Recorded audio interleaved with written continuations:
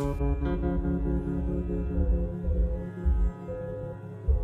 think especially if you are in a relatively white area, such as Bridport is, the children see very little diversity in Bridport itself. And although I know some of them might not go out of Dorset, I think a large majority of them will, because the world is a big place. And I know that the work that we're doing within the curriculum is going to give them the opportunity to have the respect, recognise diversity and be able to cope with it when they actually get out there and face it in a variety of situations. I think one of the key things is, and it was recognised by Ofsted last year in 2008, that the children are able to articulate their views very clearly on their responsibilities to the wider world, and the fact that they have a very important part to play. And even though we are doing small things within our school and within our thinking and our development, they know that they can make a difference. There are far less incidents of poor behaviour, and children are able now more to sort out their differences. We recognise within the classroom as well that behaviour relates to what they consider to be their responsibilities to allow others to learn.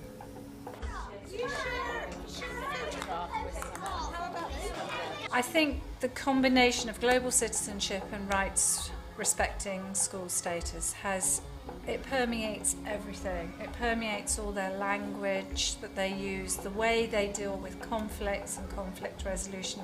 I think that's what's really nice about teaching in Year 6. Is that now we're reaping the benefits of a few years of this. Because the farmers get a fair account of money. I'm constantly amazed by how it's affected their attitudes and responses to things that they're learning about. I think to start with, it was something that perhaps was seen as a tack-on, but I think because we've kept it a really high profile, and because we have recognised its importance in the school, staff have completely taken it on board, and they have come up with some of the most imaginative ways of dealing with global citizenship that I've ever witnessed. When the national curriculum was introduced, it was a very narrow group of subjects.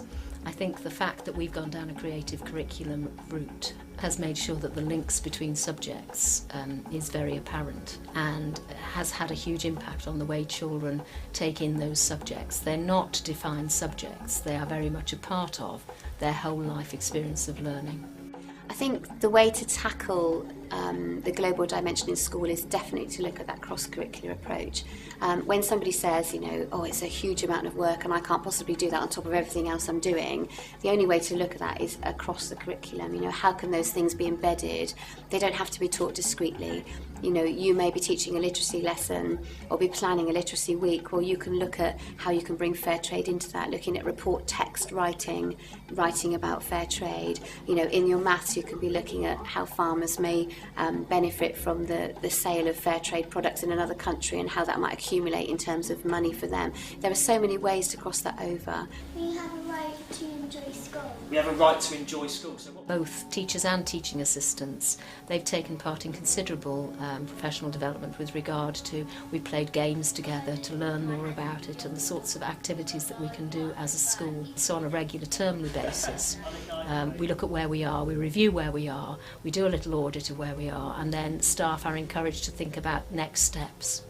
It's right to have friends as well. There was a right to have friends. We've had parents say to us before, it's too young, my child's 4, they can't learn about different countries and stuff.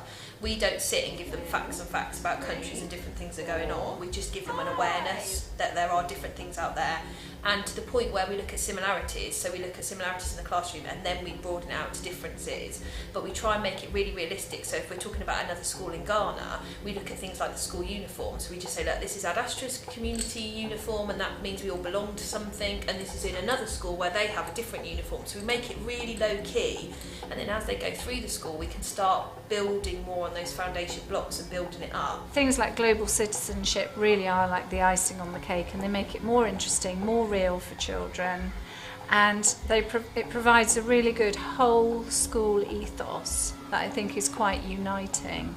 So I don't think it detracts from the national curriculum. I think it enhances it.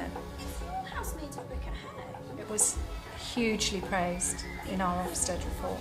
Many schools today are operating at quite a high standard. I think it is those kind of extras really that single out schools as outstanding.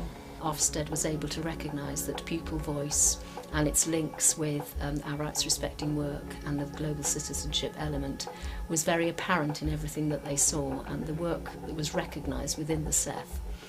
It meets hugely a great number of requirements in the Every Child Matters agenda, and again that's one of the key areas from the 5 outcomes.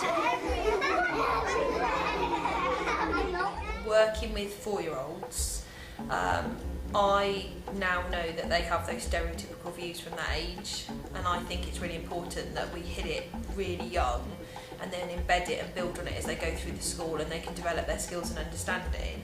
And I think it's really important that everybody nowadays in this society meets difference with respect. When children are understanding global issues, it prepares them for the future because it's a world that they're going to be part of. You know, they're going to travel, they're going to be engaged in different kinds of work, they're going to meet people from all sorts of cultures and nationalities and backgrounds.